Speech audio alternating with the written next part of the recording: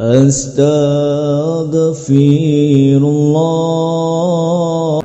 Alhamdulillahilladzi arsala rasulahu bil huda wa dinil haq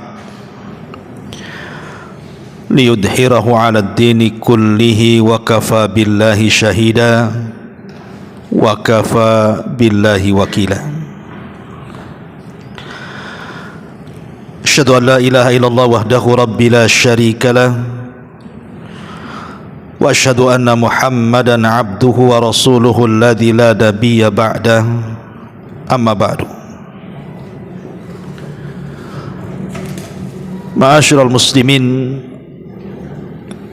wal muslimat rahimani wa rahimakumullah. Alhamdulillah, di malam hari ini kembali kita bisa duduk di Masjid Muhajirin. Salawat dan juga salam kita haturkan kepada Rasul kita Nabi besar Muhammad sallallahu alaihi wa ala alihi wasallam. Pembahasan di malam hari ini kita akan membahas tanda-tanda diterima sebuah ketaatan ataupun amal saleh.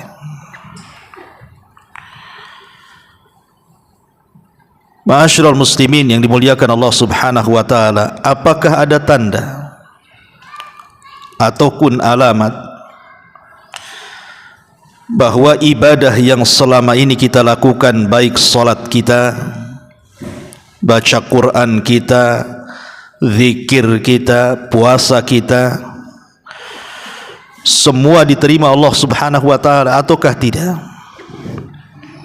Inilah kita akan bahas tanda-tandanya.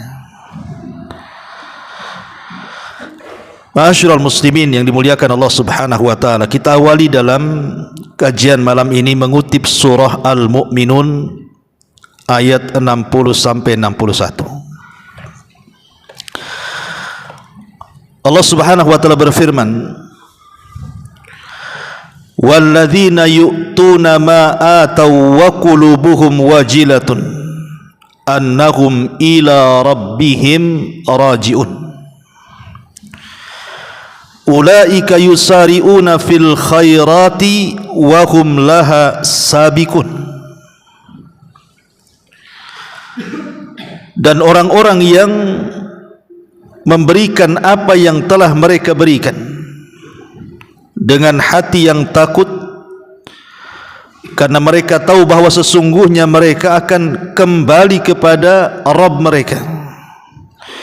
Mereka itulah orang-orang yang bersegera untuk mendapatkan kebaikan-kebaikan, dan merekalah orang-orang yang segera akan memperolehnya. Al-Imam Ahmad dan juga Tirmidzi serta Imam Ibnu Majah meriwayatkan tentang asbab nuzul daripada surah Al-Mu'minun 60 sampai 61 ini.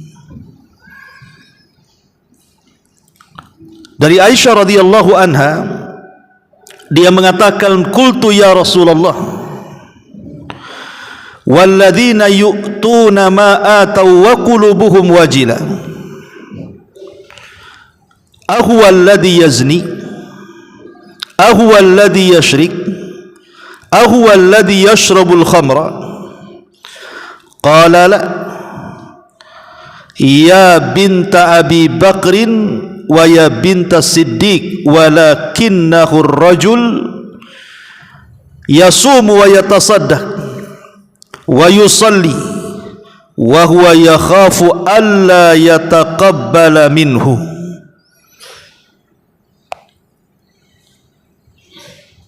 Imam Ahmad dan juga Tirmidzi serta Imam Ibnu Majah meriwayatkan hadis, dan hadis ini disahihkan oleh Syekh Albani rahimahullahu taala. Dari Aisyah radhiyallahu anha ummul mukminin, dia mengatakan, "Ya Rasulullah,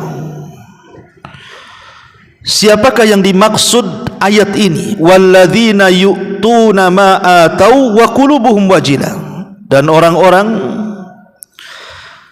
yang memberikan apa yang telah mereka berikan dengan hati yang penuh dengan takut. Siapa mereka? Apakah mereka orang yang dulunya pezinah kemudian tobat dan takut? Ataukah dulunya dia seorang pencuri kemudian tobat kemudian merasa takut? Ataukah yang dulunya penggemar minum khamar kemudian tobat kemudian takut? Maka Rasul mengatakan, bukan itu maksudnya wahai puteri dari Abu Bakar. Akan tetapi ayat itu adalah seorang laki-laki yang berpuasa, yang bersedekah, yang sholat, tetapi mereka takut kalau seandainya ibadah-ibadahnya tidak diterima Allah Subhanahu wa ta'ala. Ma'asyiral muslimin yang dimuliakan Allah Subhanahu wa ta'ala, lihat bagaimana Nabi SAW menjelaskan kepada Aisyah radhiyallahu anha tentang surah Al-Mu'minin 60 ini, bahwa orang-orang yang takut itu bukan yang dulunya ahli maksiat kemudian bertobat, kemudian dia takut kalau seandainya tobatnya tidak diterima. Bukan itu maksudnya. Tetapi maksudnya adalah orang yang beribadah seperti puasa, sedekah, salat, kemudian dia takut jangan-jangan ibadahnya tidak diterima. Ini yang kita takutkan. Yang kita takutkan itu ini.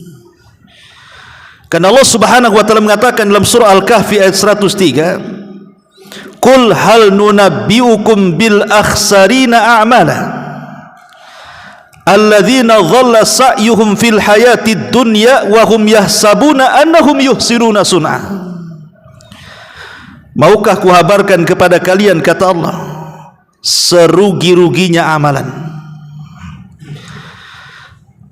Mereka lah orang-orang yang percuma usaha mereka dalam kehidupan dunia, tapi mereka masih menyangka saja mereka masih berbuat kebaikan.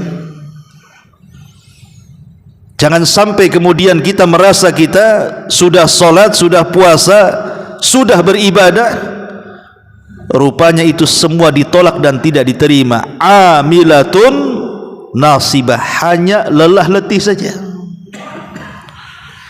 Ma'asyiral muslimin yang dimuliakan Allah Azza wa Jalla, lihat Ibrahim alaihi salatu wassalam. Ketika Allah Subhanahu wa taala memerintahkan Ibrahim untuk membangun Ka'bah, akhirnya Ibrahim pun kemudian mengajak putranya membangun Ka'bah atas perintah Allah. Bukan kemauan dia membangun Ka'bah, Allah yang perintahkan. Dan Allah Subhanahu wa taala katakan, wa idh yarfa'u Ibrahimul qawaida minal bait wa Ismail. Dan ingatlah ketika Ibrahim dan juga Ismail meninggikan Ka'bah. Artinya Allah perintahkan Ibrahim untuk membangun Ka'bah. Setelah diperintahkan, Ibrahim melaksanakannya. Dibangunlah Ka'bah dengan Ismail. Setelah kemudian Ka'bah selesai, maka Ibrahim alaihi salatu wassalam pun mengatakan, Rabbana taqabbal minna. Ya Allah, terimalah amalan kami ini. Innaka antas sami'ul alim. Karena engkau zat yang maha mendengar lagi maha mengetahui. Lihat, kalau sekelas Ibrahim saja dia masih meminta kepada Allah untuk diterima amalannya, padahal yang memerintahkan membangun Ka'bah adalah Allah, dan yang membangunnya juga seorang nabi, bahkan Khalilur Rahman, bahkan Abul Anbiya, bapaknya para nabi. Tapi dia takut kalau seandainya setelah membangun Ka'bah amalannya ditolak. Makanya dia mengatakan, Rabbana taqabbal minna. Ya Allah, terimalah amalanku. Ma'asyiral muslimin yang dimuliakan Allah Azza wa Jalla, kata Syekh Muhammad ibn Abdul Wahhab rahimahullahu ta'ala, dia mengatakan, lihat, jalalullah wa azamatuh fi qulubil ladzina ya'rifuna. Bagaimana kemuliaan Allah dan keagungannya melihat hati-hati orang-orang yang mengetahuinya, li da'watihi ma fil qabul. Karena doa keduanya, maksudnya Ismail dan Ibrahim, supaya amalannya diterima oleh Allah Subhanahu wa taala. Makanya banyak para ulama salaf apabila membaca doanya Ibrahim, Rabbana taqabbal minna, ya Allah ku persembahkan terimalah amalanku, mereka selalu menangis dan mengatakan, kalau Ibrahim saja takut tidak diterima, macam mana pula kami?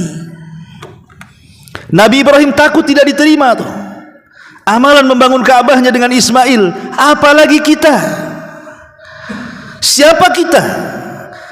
Makanya para ulama ketika membaca ayat ini selalu menangis. Dikhawatirkan solat mereka tidak diterima, puasa mereka tidak diterima, zakat, sedekah, zikir dan lain sebagainya.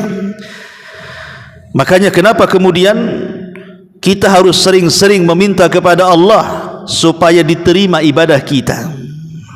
Lihat Nabi SAW ketika beliau menyembelih kurban, apa kata Rasul? Bismillahi Allahumma taqabbal min Muhammadin wa min ummati Muhammadin. Bismillah dengan menyebut nama Allah, ya Allah terimalah kurban ini dari Muhammad dan untuk umat Muhammad. Nabi saja meminta kepada Allah untuk diterima. Ma'asyiral muslimin yang dimuliakan Allah Azza wa Jalla. Makanya kalau kita lihat perkataan para sahabat seperti Ali bin Abi Thalib radhiyallahu anhu mengatakan, kunu liqabulil amali asyad ihtimaman minkum bil amali. Kata Ali radhiyallahu anhu, sebaiknya kalian harus memikirkan bahwa diterima amal di sisi Allah itu lebih dahsyat dibandingkan amalan itu sendiri. Pikirkan, bukan dipikir, bukan mikir amalannya, tapi pikirkan apakah amalan diterima atau tidak. Karena itu yang paling penting. Orang beramal bisa saja dari pagi, siang, sore, malam bisa orang beramal, tapi apakah kemudian amalan diterima atau tidak? Makanya memikirkan amalan itu diterima jauh lebih dahsyat dibandingkan memikirkan amalan itu sendiri. Makanya Abi Dzar Al-Ghifari radhiyallahu anhu mengatakan, la an astaykina anna Allah qad taqabbala li salatun wahidatun ahabbu ilayya minad dunya wa ma fiha. Subhanallah. Kalau aku yakin, kata Abu Dzar Al-Ghifari, Allah terima walaupun satu kali solatku saja. Aku tahu nih, umpamanya seumur hidup ini entah berapa ribu kali saya solat, tapi mungkin satu kali solat aku tahu ini yang diterima. Kata Abi Dzar Al-Ghifari radhiyallahu mengatakan, itu lebih aku cintai dibandingkan dunia dan isinya. Itu lebih aku cintai dibandingkan dunia dan isinya. Kenapa? Karena Allah berfirman, innama yataqabbalullahu minal muttaqin. Karena Allah hanya menerima ibadah itu dari orang-orang yang bertakwa. Ketika kita tahu amalan kita diterima, berarti Allah menganggap kita ini orang yang bertakwa. Kalau kita tidak tahu, berarti masih memungkinkan takwa, masih mungkin kita tidak takwa. Tapi kalau kita tahu Allah subhanahu wa ta'ala menerima ibadah kita, secara otomatis berarti Allah menganggap kita ini minal muttaqin, orang yang bertakwa. Inilah yang kemudian dikhawatirkan para ulama salaf, dan hal yang senada juga diucapkan Ibnu Umar radhiyallahu anhuma, "Lau alimtu anna Allah taqabbala minni sajdatun wahidah." Kalau Allah tahu, kalau aku tahu Allah menerima satu sujudku saja,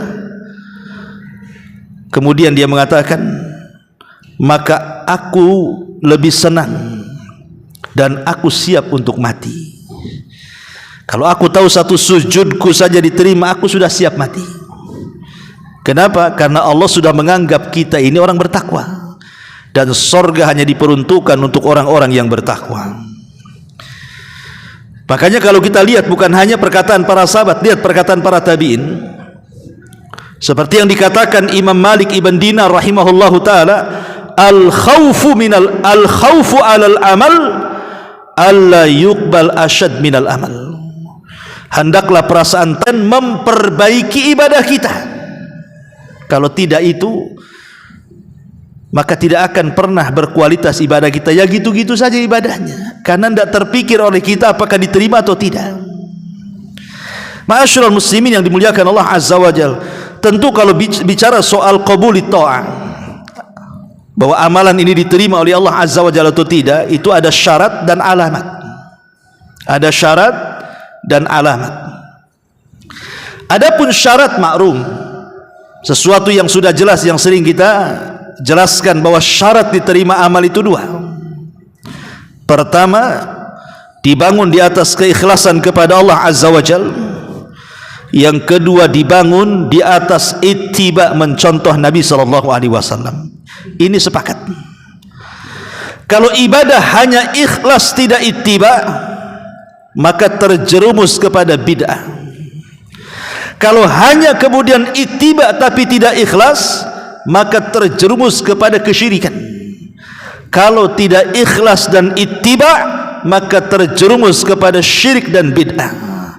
Tapi kalau dua-duanya dilaksanakan, maka dialah orang yang paling ikhlas dan orang yang paling ittiba. Itulah syarat orang ketika beramal diterima Allah Subhanahu wa taala. Dua perkara ini tidak boleh hilang. Ini disebut namanya syartu qabulil amal, syarat diterima sebuah amal. Adapun alamatnya,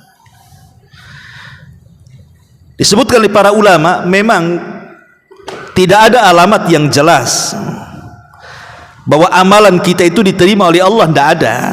Maksudnya, pamannya kalau yang diterima amal nampak mukanya terang cerah gitu ya, tidak ada sebenarnya. Yang jelas-jelas itu tidak ada. Tetapi para ulama berusaha untuk berijtihad mereka dengan beristimbat kepada dalil-dalil, bahwa jikalau seseorang itu memenuhi beberapa kriteria yang akan saya sebutkan, berarti berbahagialah, amalan kita insya Allah diterima. Ya, apa saja itu? Yang pertama, adamur ruju' ila dzambi ba'da ta'ah,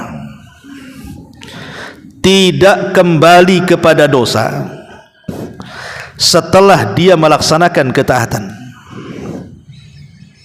Dia tidak kembali melakukan dosa setelah dia melaksanakan ketaatan kepada Allah Subhanahu wa taala. Apa maksudnya di sini? Apabila seseorang kemudian melakukan dosa kemudian bertobat, setelah bertobat dia iringi perbuatan-perbuatan buruk yang dulu pernah dikerjakan, sekarang dia ganti dengan perbuatan baik. Dulu tidak pernah puasa, setelah tobat akhirnya rajin puasa. Dulu tidak pernah sholat, setelah tobat akhirnya rajin sholat. Dulu tidak pernah ngaji, setelah tobat akhirnya ngaji. Dia ikuti perbuatan buruk dengan kebaikan. Kalau seandainya dia terus di atas kebaikan dan tidak kembali kepada dosanya, maka itulah tanda diterima ketaatan kita kepada Allah. Tapi kalau seandainya dulu tidak sholat, kemudian tobat sholat, balik lagi tidak sholat, nah ini gak akan diterima amalannya. Ini yang pertama. Yang kedua, al-wajalu min adami qabulil amali, takut, perasaan takut yang tertanam pada hati kita kalau seandainya amalan yang kita lakukan itu tidak diterima. Tanamkan perasaan takut yang selama ini tidak ada dalam hati kita, hadirkan. Jangan-jangan tadi sholat isya saya nggak diterima nih. Karena begini, ikhwatu fiddin yang muliakan Allah Azza wa Jalla, Allah itu tidak berhajat dengan ibadah kita. Ingat, Allah tidak berhajat dengan sholat kita, Allah tidak berhajat dengan puasa kita, Allah tidak berhajat dengan baca Quran kita, Allah tidak berhajat dengan ibadah kita. Sama sekali Allah tidak berhajat dengan itu. Kita yang berhajat. Kenapa? Karena Allah itu sudah kaya, Dia tidak berhajat kepada makhluknya. Wa man yashkur fa innama yashkuru li nafsi. Siapa yang bersyukur, apakah syukurnya untuk Allah? Tidak, dia bersyukur untuk dirinya. Wa man tazakka fa innama yatazakka li nafsi. Barang siapa yang membersihkan dirinya untuk siapa? Untuk Allah. Tidak, dia sedang membersihkan untuk dirinya.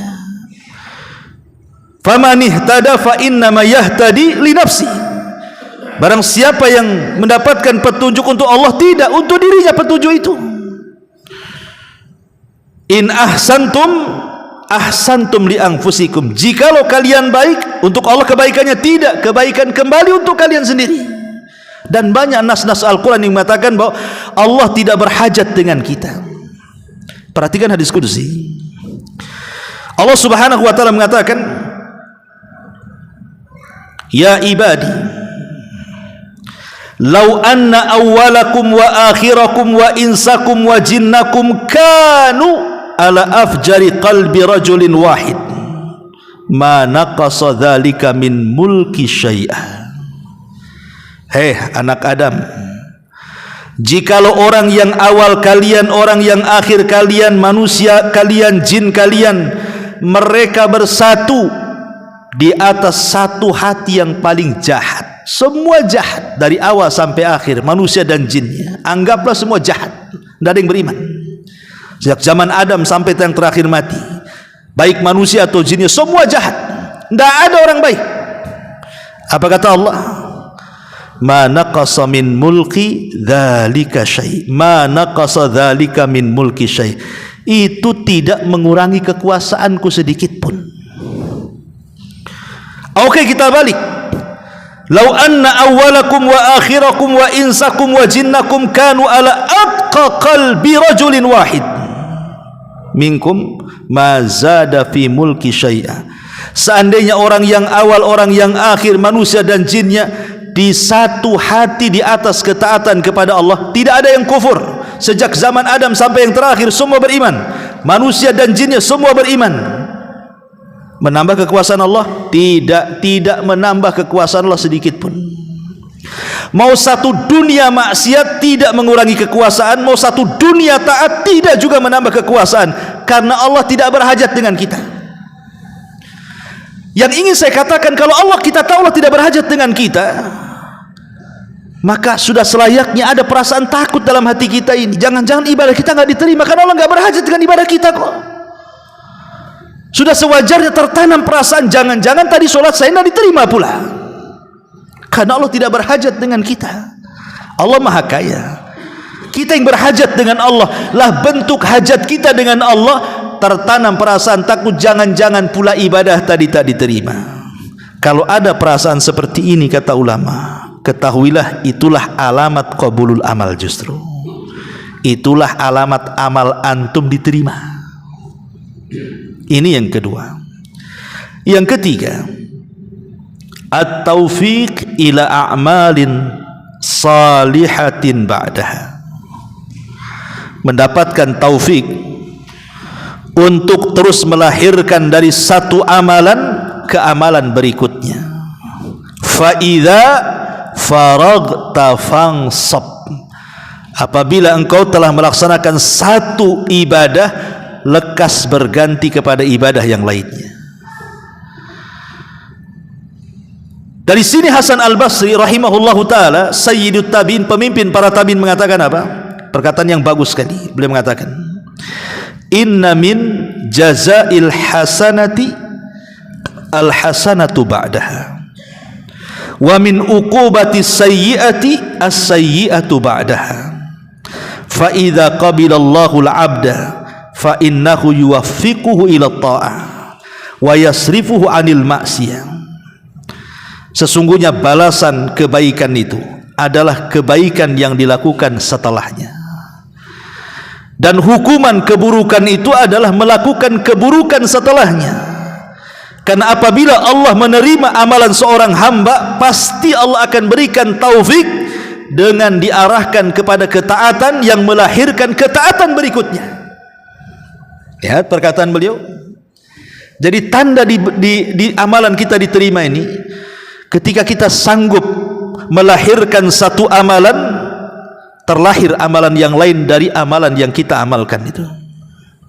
Umpamanya, kita sudah berusaha istiqomah salat wajib, kemudian beralih ke salat sunnah, anggap saja salat duha. Ketika kita sudah terbiasa dengan duha, mulailah kita memulai dengan solat malam. Solat yang paling sulit dilakukan karena harus bangun tengah malam ngantuk-ngantuk kan. Kemudian dari solat malam, tahajud itu melahirkan solat sunnah-sunnah yang lainnya.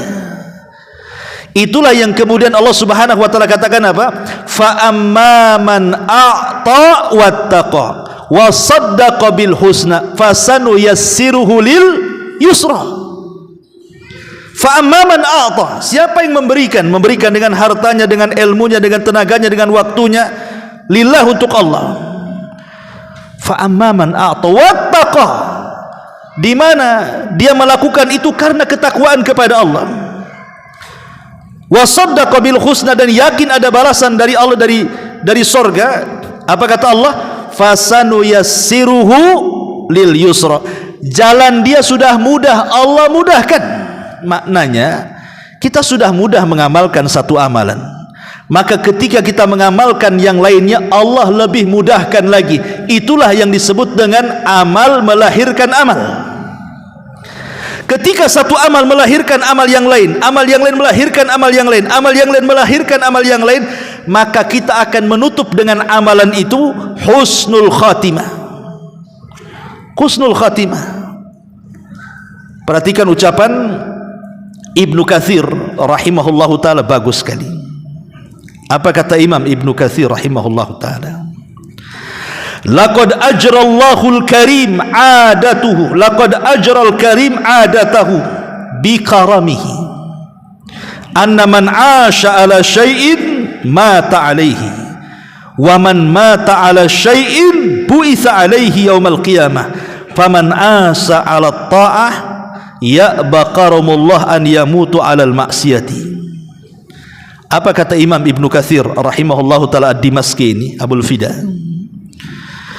Sungguh Allah Subhanahu wa taala dengan kemuliaannya, dengan kemurahannya akan memperjalankan manusia sesuai dengan adat kebiasaannya. Barang siapa dia hidup di atas sesuatu, maka mati pun akan di atas sesuatu yang biasa dia lakukan. Dan barang siapa yang mati di atas sesuatu yang ia lakukan, maka dia akan dibangkitkan pun sama dengan sesuatu yang biasa dia lakukan. Kemudian beliau contohkan, barang siapa yang hidup di atas ketaatan, maka Allah Subhanahu wa taala akan enggan dengan kemurahannya untuk mewafatkan dia di atas kemaksiatan. Dan juga sebaliknya. Artinya di sini Imam Ibnu Katsir ingin katakan bahwa manusia itu akan berjalan sesuai dengan kebiasaan.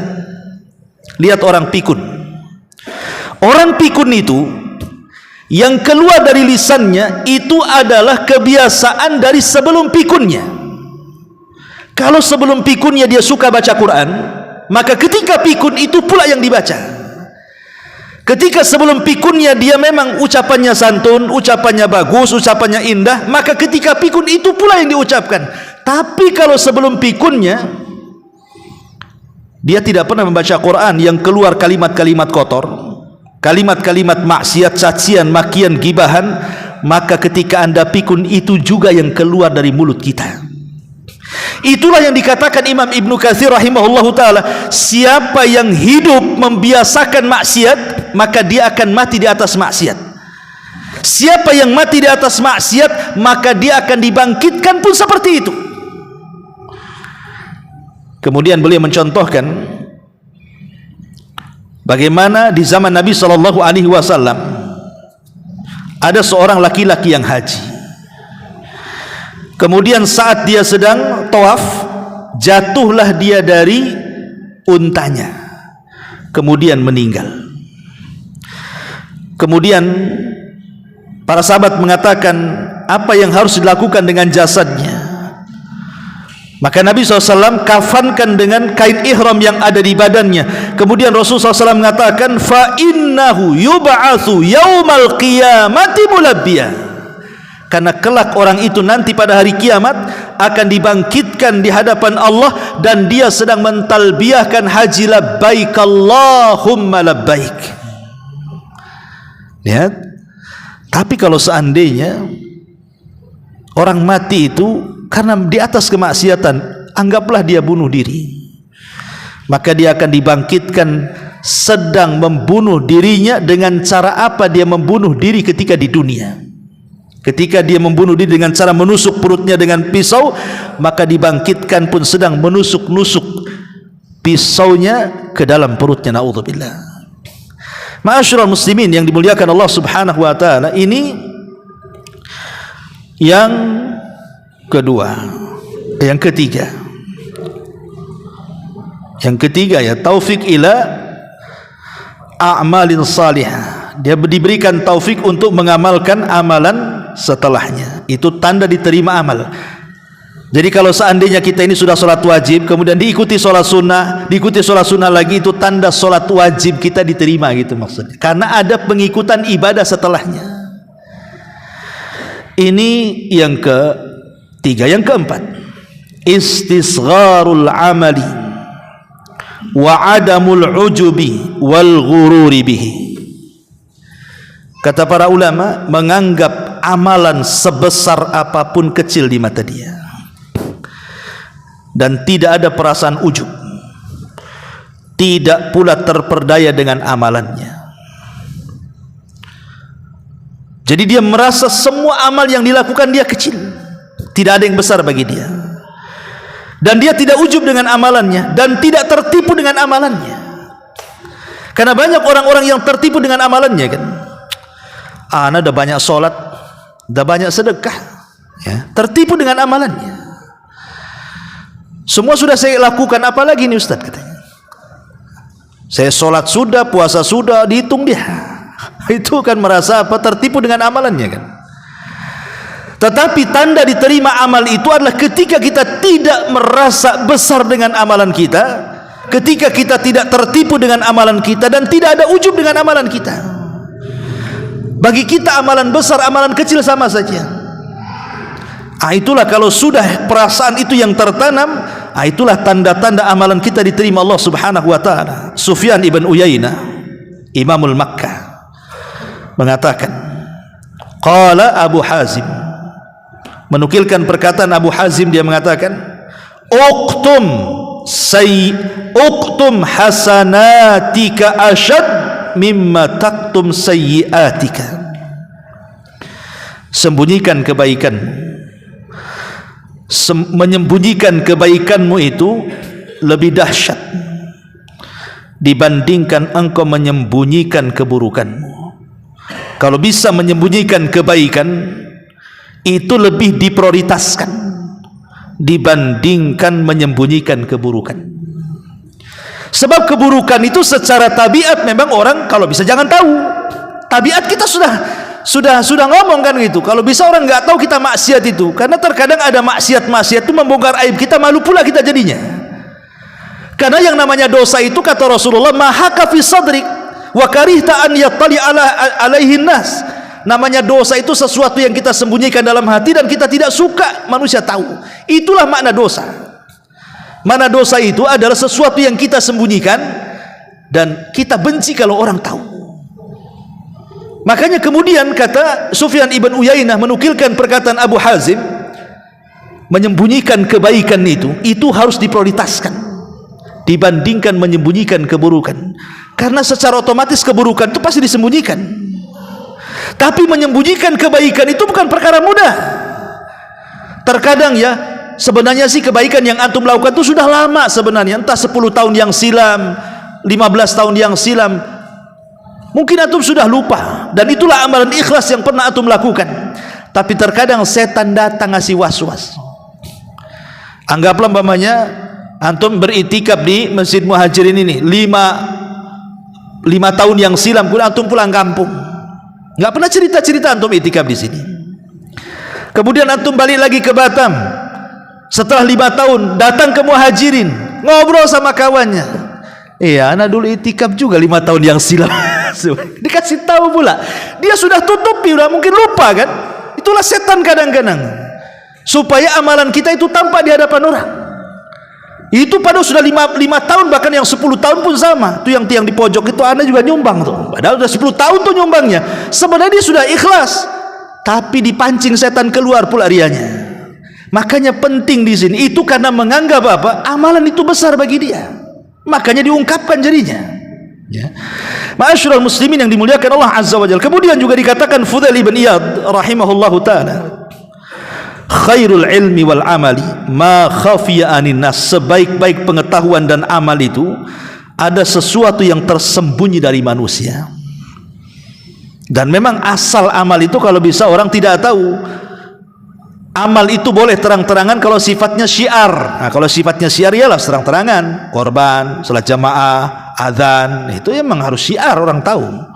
Tapi secara asal amalan itu adalah dilakukan dengan sembunyi-sembunyi atau tidak terang-terangan. Makanya lihat perkataan Imam Syafi'i, bagus sekali.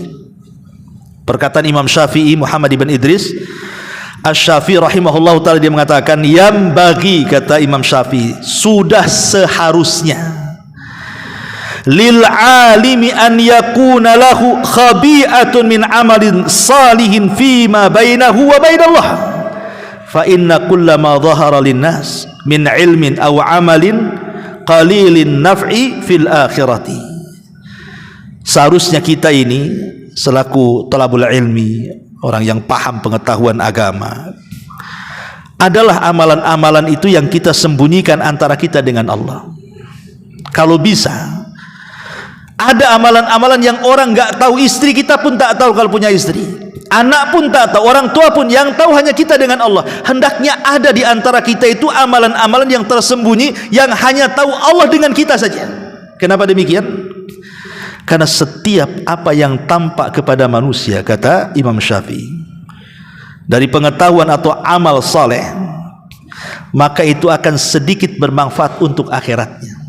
Terkadang apa yang tampak itu sedikit manfaat untuk akhirat dibandingkan yang tidak tampak. Tapi kalau amalan yang tidak tampak itu lebih besar manfaatnya di akhirat dibandingkan yang tampak. Ini perkataan luar biasa. Dan ini juga untuk mengimbangi dosa-dosa yang kita lakukan yang tidak ada yang tahu kecuali kita dengan Allah Azza wa Jalla. Dan dosa ini sangat bahaya.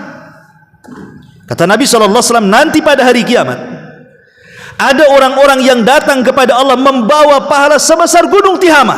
Gunung Tihama besar. Tapi kemudian Allah katakan faja'alaha haba'an manthura. Tiba-tiba pahala itu dihempaskan habis, tidak tersisa.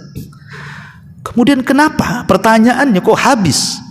Rupanya idza khalau bimaharimillahi tahaquha, alasannya dihabiskan oleh amalan-amalan atau maksiat-maksiat yang tidak terang-terangan. Apabila dia bersendirian, dia pun merobek kehormatan Allah Subhanahu wa taala. Artinya dosa yang dilakukan tidak terang-terangan itu bisa menggugurkan pahala sebesar gunung Tihama. Maka untuk mengimbanginya supaya amalan kita tidak hilang, maka buat hal yang sama dengan amal soleh. Buatlah amalan soleh yang tidak ada yang tahu kecuali kita dengan Allah. Kalau satu hari ini kita melakukan dosa yang tidak ada yang tahu kecuali kita dengan Allah, satu kali kita buat juga amal soleh yang tidak ada yang tahu kecuali kita dengan Allah, satu kali juga, balance. Tapi kalau tidak, habis amalan kita. Ya. Gimana caranya Ustaz? Dan apa dosa yang tidak terang-terangan? Handphone itu di tangan antum itu dosa yang tidak terang-terangan. Walaupun antum pegang handphone di keramaian orang kan tidak tahu antum sedang ngapain di situ. Antum sedang buka apa? Antum sedang nonton apa? Antum sedang ngetik apa? Apalagi kemudian dalam kamar sendirian, makin lagi jahat kan gitu. Dan ini luar biasa madaratnya handphone ini. Oke lah, ini sudah musibah yang merata kan gitu. Tapi buat jugalah amalan soleh antara kita dengan Allah Subhanahu wa ta'ala. Dengan cara apa?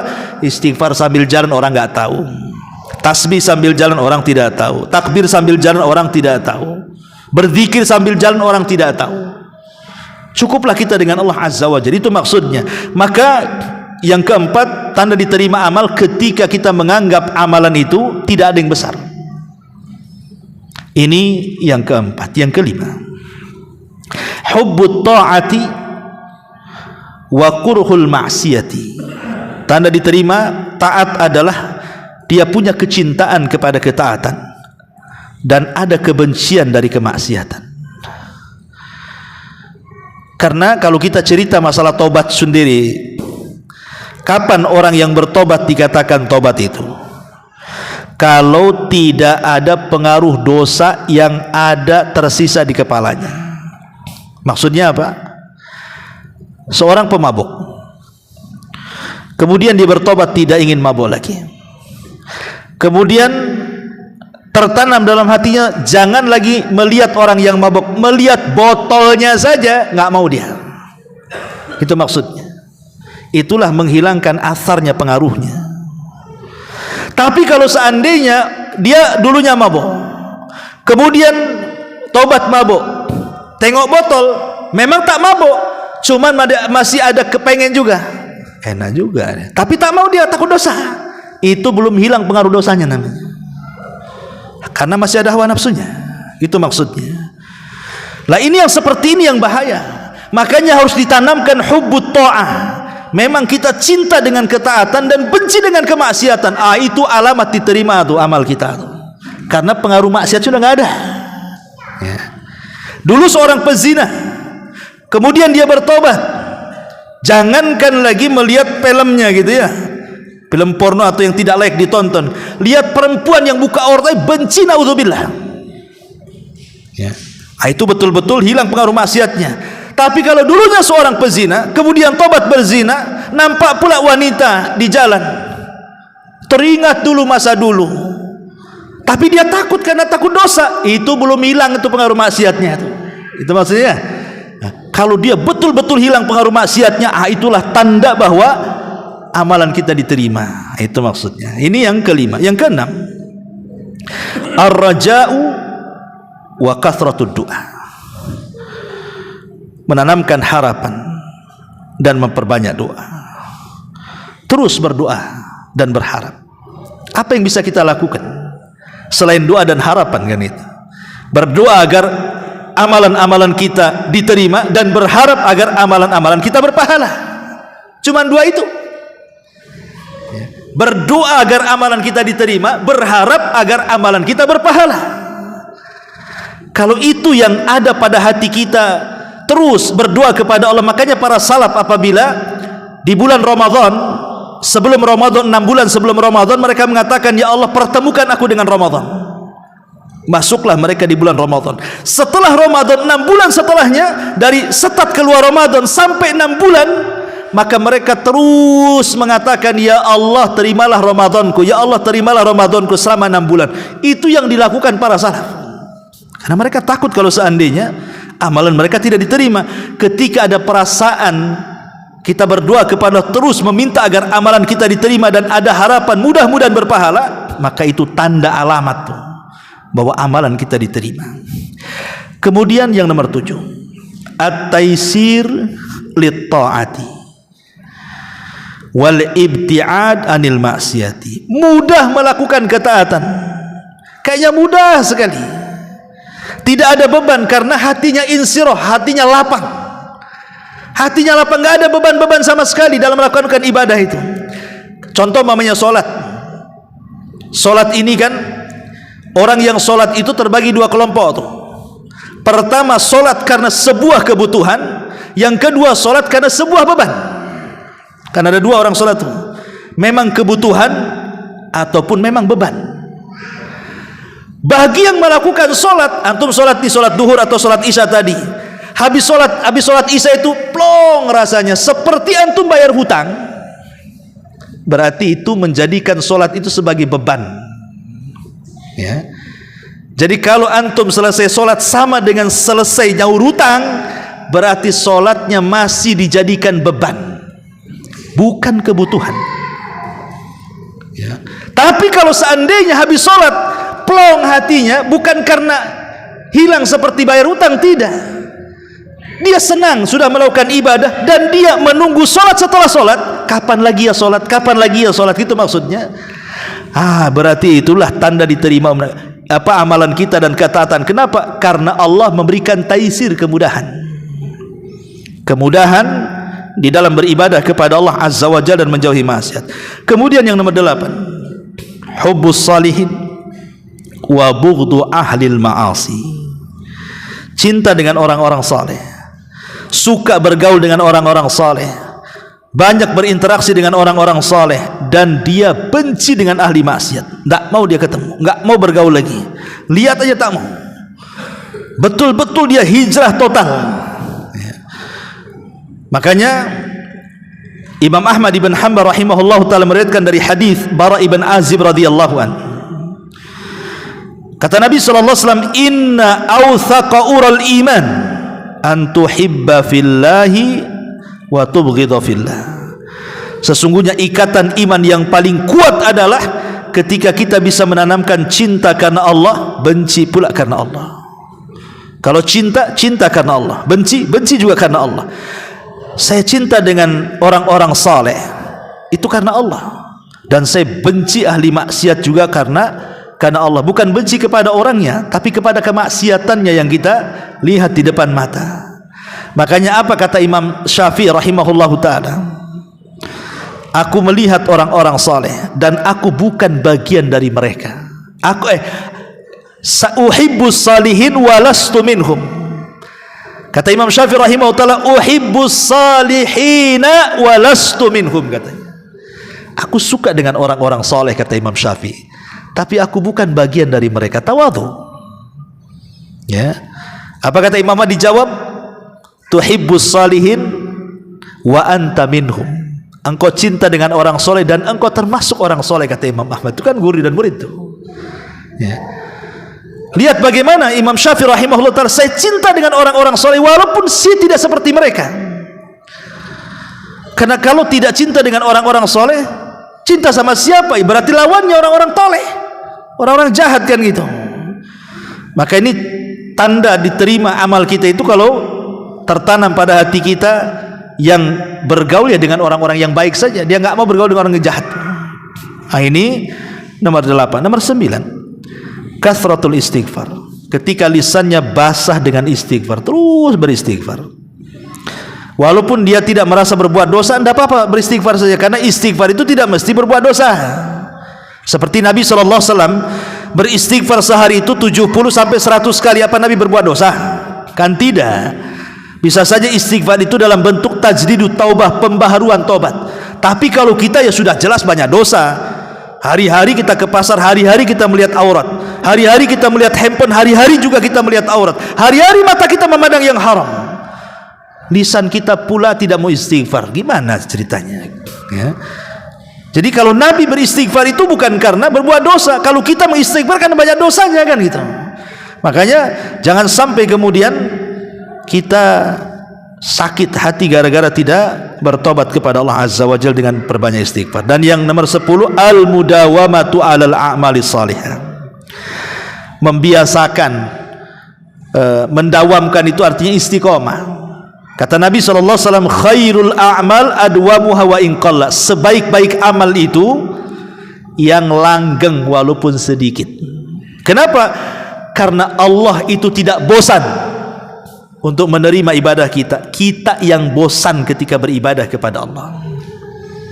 Makanya kenapa ambil yang sedikit tapi istiqomah, jangan pula ambil banyak habis itu tumbang. Karena ada istilah man akhadha jumlatan faqadal jumlah. Kalau ambilnya banyak, tumbangnya juga banyak. Maka ambillah yang sederhana-sederhana tapi istiqomah. Kenapa? Karena kita akan bosan. Allah tidak pernah bosan. Makanya supaya istiqomah itu ya ambil, umpamanya kalau puasa nih ada Seninnya, ada Dawudnya, ada Ayamul Bidnya, ada macam-macamnya puasa, ada puasa qadhonya kalau punya utang kan. Oke lah, memang saya ini ahli puasa, sanggup lapar-laparan, ambil puasa terbaik apa? Ambil Dawudnya saja, sudah cukup. Ambil Dawudnya saja, itu sudah mencakup semua puasa. Nggak usah Dawudnya juga, Senin Kemisnya juga, Ayamul Bidnya juga, nggak perlu. Ambil satu tapi istiqomah. Oke, Senin Kemisnya saja. Kenapa demikian? Karena yang namanya istiqomah itu ada batas waktu kuat dan tidaknya. Mungkin masa muda ya, saya antum masih muda ini masih kuat lapar, masih bisalah puasa Daud, istiqomah dengan puasa Daud. Tapi usia antum itu akan terus bertambah. Nanti akan sampai juga mungkin Allah takdirkan usia antum 60-70 tahun sanggup puasa Daud. Berarti kalau tidak sanggup nanti hilang istiqomahnya kan? Kita mikir juga masa tua nih, macam mana amalan ini bisa langgeng sampai masa tua, sampai mati gitu maksudnya. Kalau kita langsung ambil yang berat, mungkin 20-30 tahun masih kuat. Kalau sudah tua mana bisa kuat lagi? Kalau begitu terpikirlah, dah Senin Kamis sajalah. Umpamanya seperti itu, supaya bisa istiqomah terus. Ya. Ma'asyiral muslimin yang dimuliakan Allah Azza wa Jalla. Kemudian juga yang nomor 11, bukan hanya sekedar istiqomah, ats-tsabat, tapi lebih daripada itu ada taharatul qalbi. Ketika hati ini bersih, tidak ada hasad, tidak ada dendam, tidak ada penyakit, pokoknya bersih, lapang dada itu kayaknya. Dan lapang dada ini luar biasa. Memang sulit. Kalau antum punya mobil ingin bersih, masukkan ke karwas, kinclong. Rumah kotor, sewa pembantu, pel, sebentar saja bersih, bisa ngaca pula kita di keramiknya.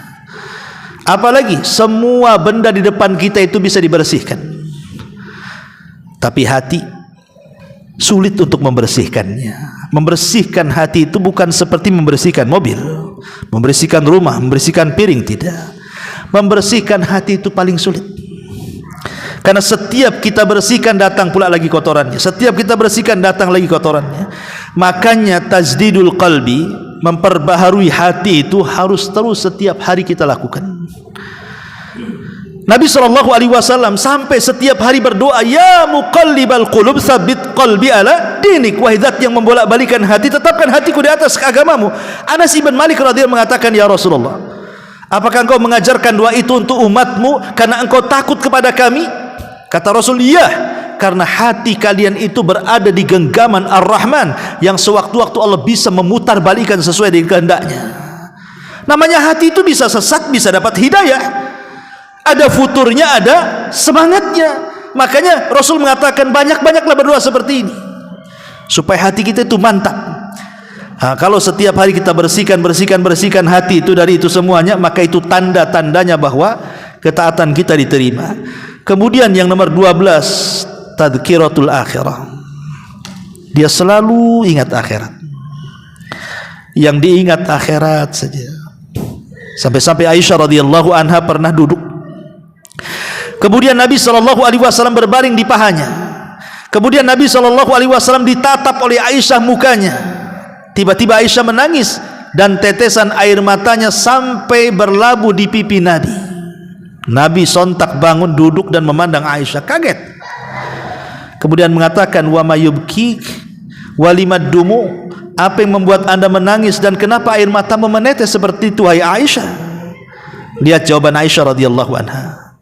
Dia mengatakan, tadzakkartu yaumal qiyamah. Ketika aku memandang wajahmu, aku teringat dengan hari kiamat. Apa hubungannya? Tadzakkartu yaumal qiyamah, aku ingat hari kiamat. Ya Rasulullah, hal tadhkuru bi ahlika yaumal qiyamah? Apakah engkau akan ingat nanti pada hari kiamat dengan keluargamu, wahai Rasul? Kata Nabi SAW, amma fi thalathati mawatin fala yadhkuru ahadun ahada. Adapun di 3 tempat, wahai Aisyah, orang tidak akan ingat siapapun kecuali dirinya. Ketika di titian, ketika di telaga, dan ketika di tempat penimbangan amal. Jadi terbiasa mengingat akhirat itu, itulah yang kemudian tanda bahwa kita ini diterima amal, karena yang dipikirkan kita akhirat, itu bukan dunia. Kemudian juga yang nomor 13, berusaha untuk al-ikhlas al-amalulillah. Terus setiap hari kita membiasakan ikhlas. Setiap datang riya kita tolak, setiap datang takabur kita tolak, setiap datang ujub kita tolak. Berusaha untuk ikhlas. Ikhlas gimana caranya? Ya, karena ikhlas itu harus ada ijtihad. Makanya seorang laki-laki memberikan nasihat di hadapan Imam Hasan Al-Basri rahimahullahu taala. Faqala lahul Hasan, maka Hasan Al-Basri mengatakan kepada orang yang ngasih nasihat kepadanya, ya hadza lam astafid min mau'idatik faqad yakunu maridha qalbi. Wahai tuan, apa yang kau ceramahkan kepadaku enggak masuk, mungkin karena hatiku sakit. Ini seorang Hasan Al-Basri. mengatakan seperti itu. Kayaknya ceramah antum enggak masuk Ustaz ke saya ini. Mungkin karena hati saya kotor. Itu maksudnya ya. Begitulah tawadunya Imam Hasan Al-Basri rahimahullahu taala.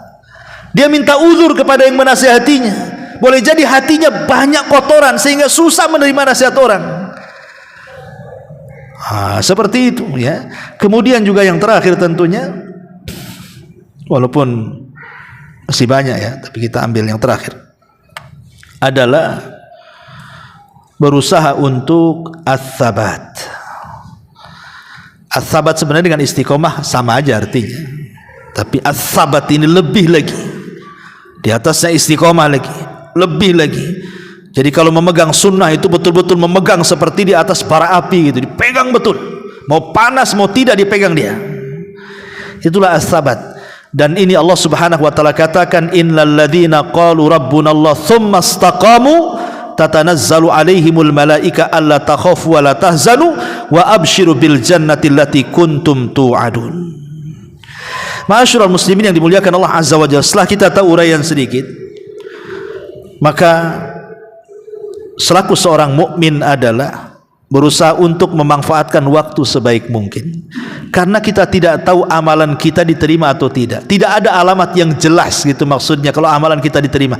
Kita kan hanya berharap dengan ciri-cirinya tadi itu, dengan yang saya sebutkan 14 ciri diterima ketaatan itu, mudah-mudahan kalau ciri-ciri itu ada pada diri kita, diterima oleh Allah Subhanahu wa taala, seperti perkataan Qabil kepada Habil, innama yataqabbalullahu minal muttaqin, bahwa Allah hanya menerima amalan dari orang yang bertakwa, dan takwa itu di hati, dan ada sifat-sifatnya. Sifat-sifatnya tadi itulah yang disebutkan oleh pengarang di dalam nasihatnya. Wallahu a'lam bishawab. Ini yang bisa saya sampaikan, mudah-mudahan ada manfaatnya. Subhanakallahumma bihamdika asyhadu an la ilaha illa anta astaghfiruka wa atubu ilaika. Allahu ta'ala alam. Assalamualaikum warahmatullahi wabarakatuh.